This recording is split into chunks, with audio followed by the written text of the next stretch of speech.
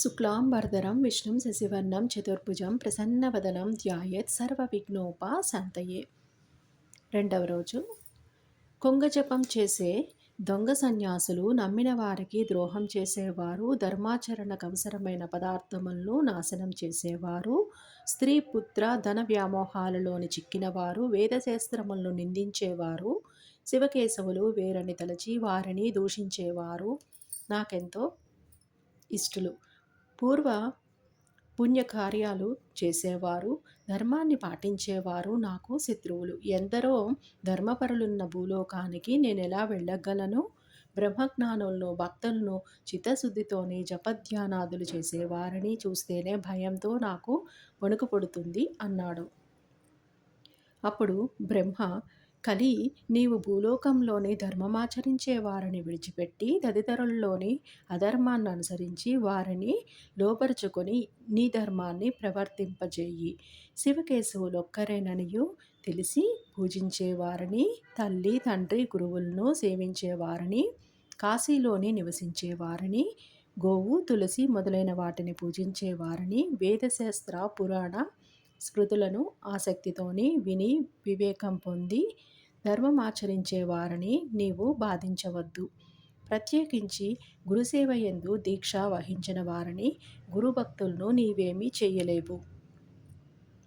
నీవు వారిని బాధించవద్దు. భూలోకంలోని మిగిలిన వారందరూ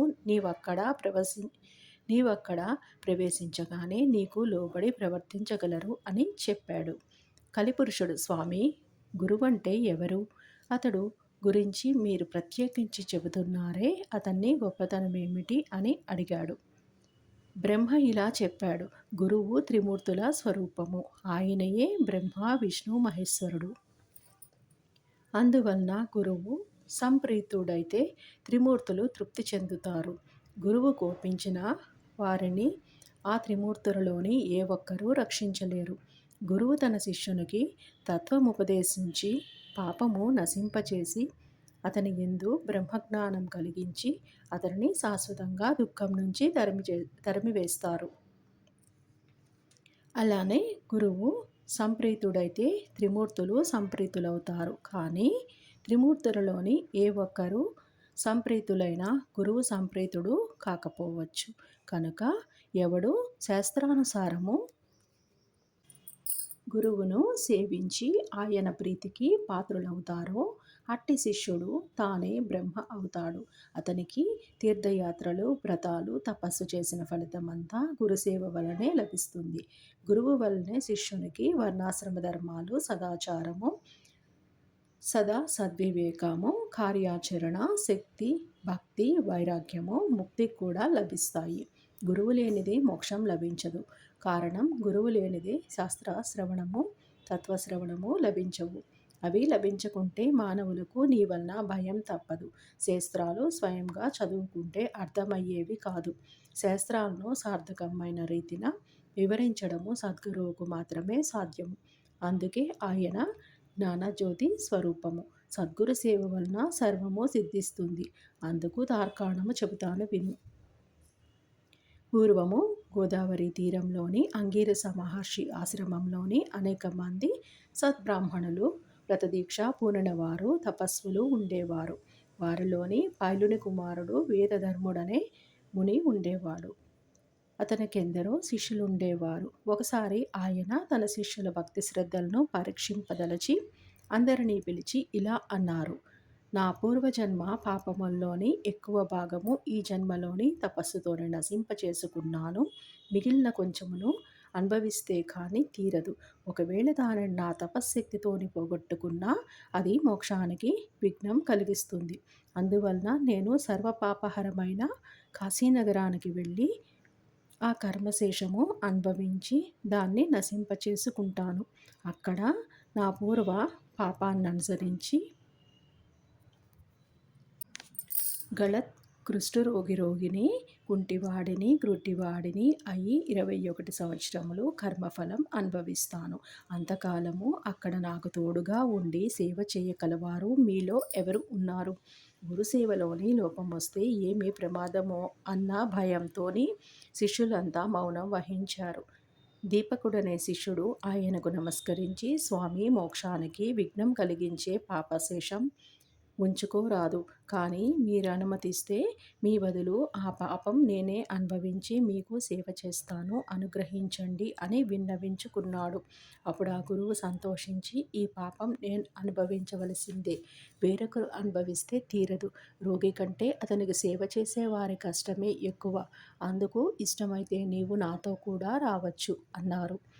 దీపకుడు అంగీకరించి గురువును కాశీకి తీసుకువెళ్ళాడు. అక్కడ వేదధర్ముడు మణికర్ణికా ఘట్టంలోని స్నానం చేసి మణికర్ణికకు నమస్కరించి విశ్వనాథుని పూజించాడు. అటు తరువాత కంబలాశ్వతర ప్రదేశంలోని దీపకుడు నిర్మించిన కుటీరంలోని నివసించసాగాడు. వెంటనే ఆయనకు గళత్ కుష్ఠరోగము, కుంటితనము, గ్రుడ్డితనము వచ్చాయి. ఆయన శరీరమంతా కుష్ఠరోగంతో కుళ్ళిపోయి పురుగులు పడి దుర్వాసన కొట్టసాగింది. దానికి తోడు మతిస్థిమితం కూడా తప్పింది. సహజంగా ఎంతో ప్రేమమూర్తి అయిన ఆ ముని ఎంతో క్రూరంగా ప్రవర్తించసాగాడు.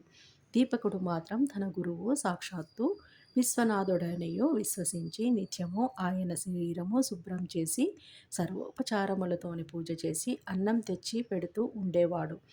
ఆ ముని మాత్రం అతనిని ఎన్నో రీతుల బాధిస్తూ ఉండేవాడు.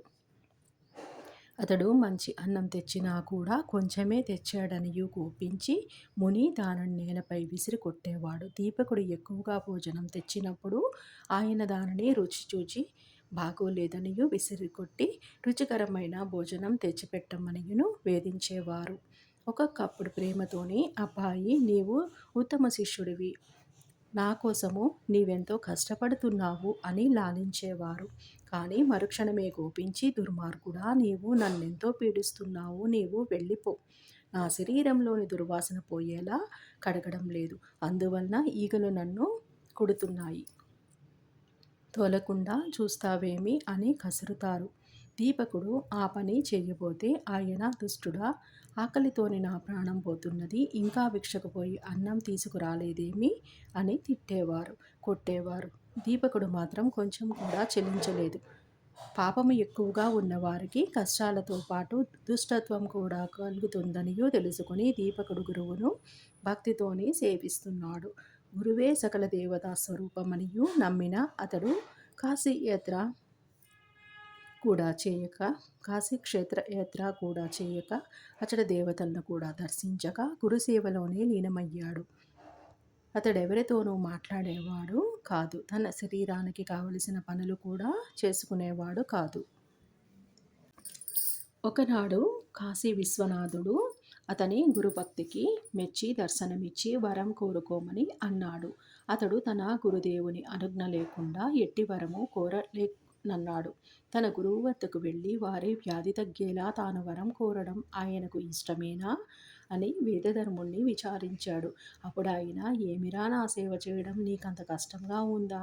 నా కోసము నీవెట్టి వరము కోరనక్కరలేదు. వరం వలన ఈ రోగం పోగొట్టుకుంటే దానిని మరొక జన్మలో అనుభవించవలసి వస్తుందనియు శాస్త్రం చెబుతోంది. కనుక నేను ఈ జన్మలోనే ఈ పాపం అనుభవించి నా మోక్షానికి ఆటంకం తొలగించుకుంటాను అని చెప్పారు. కాశీ విశ్వనాథుడు దీపకుని ద్వారా ఆ విషయము తెలుసుకొని నిర్వాణ మండపానికి వచ్చి దేవతలందరి సమక్షంలోని ఆశ్చర్యంతోని ఆ విషయము విష్ణుమూర్తితోని చెప్పాడు.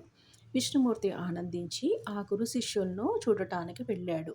ఆయనను చూడగానే దీపకుడు నమస్కరించి, స్వామి, వరాలు కోరి మీకోసం తపస్సు చేస్తున్న వారిని ఉపేక్షించి మిమ్మల్ని ఎప్పుడునూ సేవించని నాకు దర్శనమిచ్చారేమి అని అడిగాడు. విష్ణుమూర్తి, నాయన, గురువును భక్తితోని సేవిస్తే నన్ను సేవించినట్టే. అట్టి శిష్యోత్తమునకు నేను అధీనుడును. తల్లిదండ్రులను, విద్వాంసులను, విప్రులను, తపస్సులను, యతులను పూజించేవారు పతియే దైవమనియు విశ్వసించి అతనిని సేవించి పతివ్రతలు కూడా నన్ను సేవించేవారే అవుతారు అని చెప్పి వరం కోరుకోమని అన్నాడు. దీపకుడు ఆయనకు నమస్కరించి, గురువే సకల దేవతా స్వరూపమనియు సకల తీర్థ స్వరూపి అనియు వేదాలు శాస్త్రాలు చెబుతున్నాయి. మీరిచ్చే వరము గురువు ఇవ్వగలడు కదా అన్నాడు.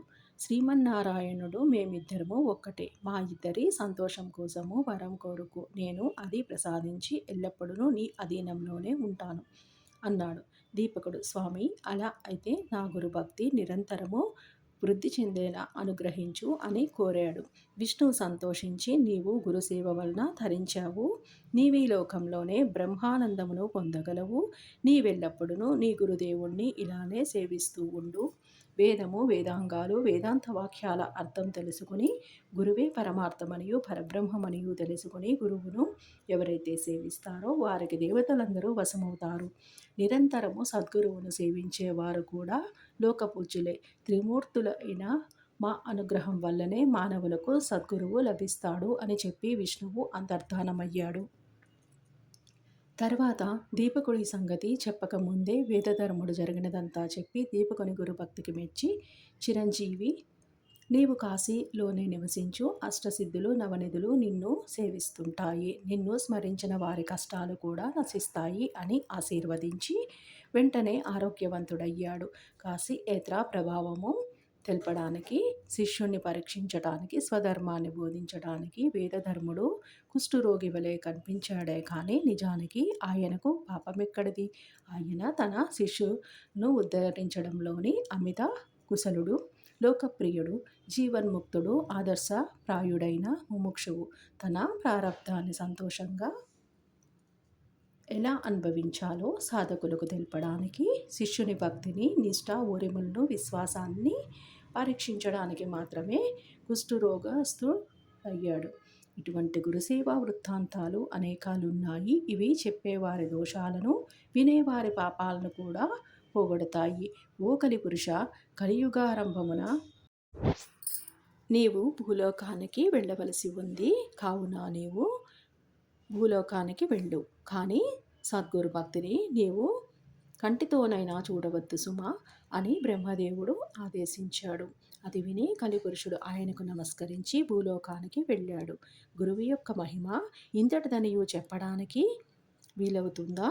నామధారక, ఎవరు సాత్వికమైన ఓరిమిని పొంది దృఢభక్తితోని దైవాన్ని, భక్తితోని సద్గురుని భజిస్తారో వారు తప్పక కృత్యకృత్యులవుతారు. కాబట్టి నీవు పరమశ్రేయస్సు కోరితే నిస్సంశయముగా శ్రద్ధాన్వితుడవై నరదేహంతోని అవతరించిన శ్రీగురుని సేవించు అని సిద్ధుడు చెప్పాడు. శ్రీ దత్తాయ గురవే నమః. శ్రీ శ్రీపాద శ్రీవల్లభాయ నమః. శ్రీ నృసింహ సరస్వత్యై నమః. 2వ అధ్యాయము సంపూర్ణము.